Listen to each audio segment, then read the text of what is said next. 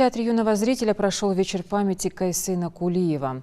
Он был народным поэтом Кабардино-Балкарской ССР, лауреатом Ленинской премии, Государственной премии СССР и Госпремии РСФСР имени Горького.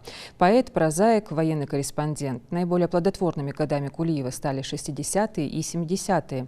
Тогда вышли его сборники стихов, каждый из которых стал явлением в литературе. Такие, как «Огонь на горе», «Раненый камень», «Книга земли» и «Звездам гореть».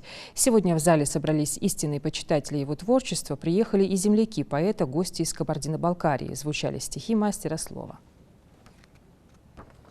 Это касается не только балкарского народа, не только Кайсена Кулиева. Это, поскольку я ингуш, прежде всего, волнует меня как патриота своего народа.